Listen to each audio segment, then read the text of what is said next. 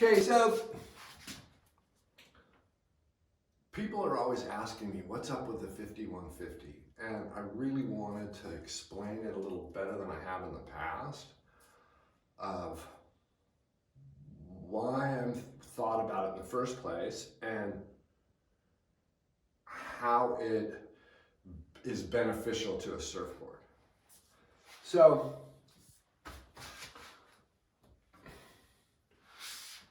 kind of traditionally, the normal shortboard is a single concave tri-fin, right?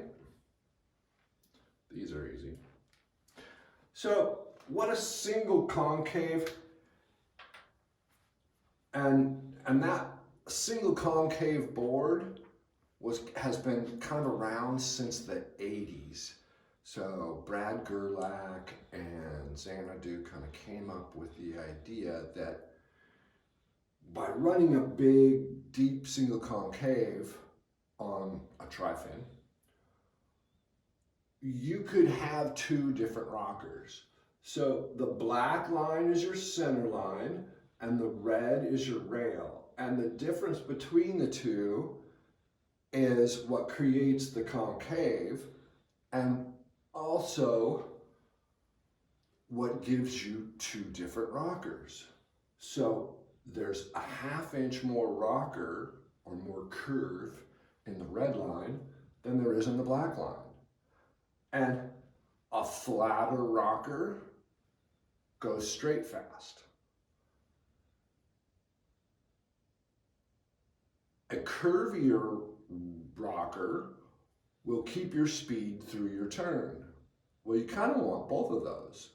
How do you get it? So they came up with this, which is a great design and has lasted years. The problem with it is that as the board is moving through the water, you're creating what's called a lift vector, a point of, not a point, but a section of the board that is impacting the water with more effect. And what I mean by that is that according to Newton's second action-reaction, a 90-degree impact has the most effect, right? Because the board strikes the molecule at 90 degrees and it has nowhere to go, and that is the most effect. Consequently, a 0 angle of attack has no effect other than friction, and friction really doesn't matter, in my opinion, to a surfboard. The only two things that matter are the Bernoulli effect and Newton's second action-reaction. So how the board strikes it is what matters. Now, you can see that if the board is moving through the water at, say, 45 degrees, it's in a turn. This side of the board is striking it at a greater angle of attack than this side of the board. So you're going to have a lift vector here greater than here, making the board kind of fluky. This is why the guy who kind of, I ask, or whenever I'm talking to somebody, or whenever I want to talk to someone about hydrodynamics, I call this guy. His name's Stan Plaskunas. And he told me that the most efficient bottom is a flat bottom. Because with a flat bottom board, you can just articulate the board back and forth and you have a uniform angle of attack all the way across the bottom of the board. This is more predictable. The problem with the flat bottom board is you only get one rocker.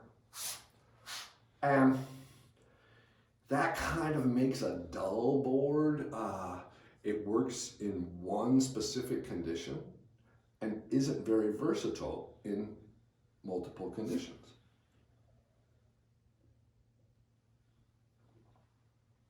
So I started thinking, how can I have two rockers but a flat bottom? That's what brings up the 5150. So this surface and this surface all flat. The channel, because it's reversed, and when you're in a turn,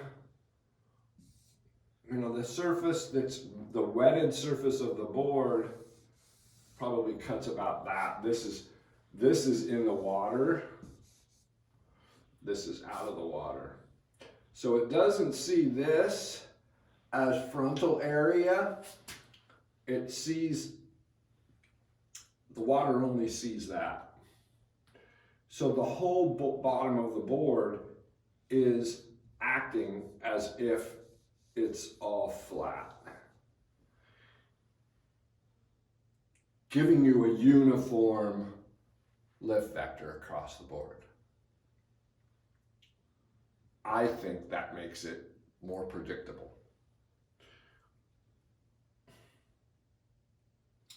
And in this photo, it shows the red is the rail and the black is the center line,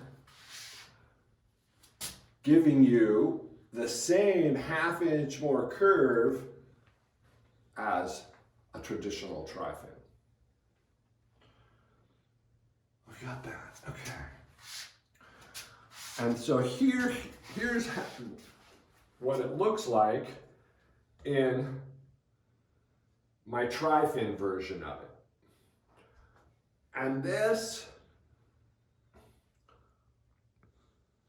design or design aspect, I'm finding can be used kind of anywhere. It starts with the 5150 as a kind of chopped quad model.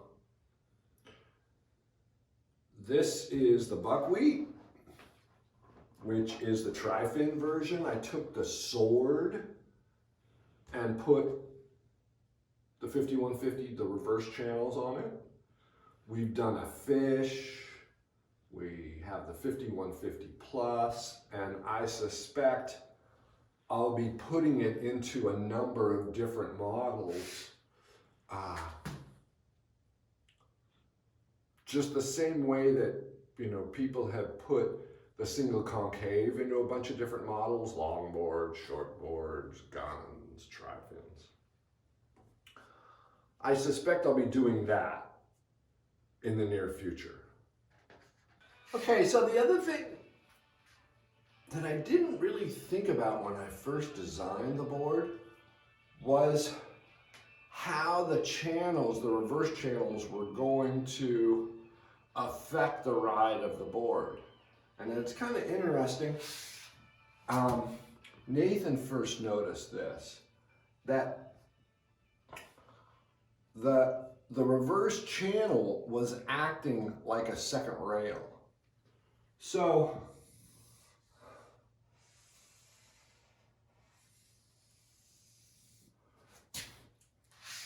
as the board's moving through the water, because when we shape the reverse channels, we kind of dull them out slightly. So as the board's moving through the water, the molecule, as it rolls off the side, there's a slight Bernoulli effect going on here.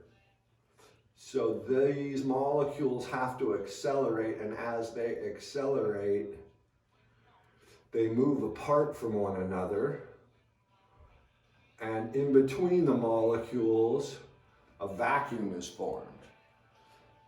Same thing happens on a rail. And a vacuum is formed there. So it's like having a double rail. So you can use a slightly smaller rear fin. You can do the crazy turns you've seen Nathan doing on the 5150s, where he comes out of the pocket and just lays into the thing and it doesn't slide. Kind of interesting. We have already goofed around with a finless version of it, and twin fins are going to be really fun to do with it, because you won't have to have that little trailer in there to kind of help you through turns.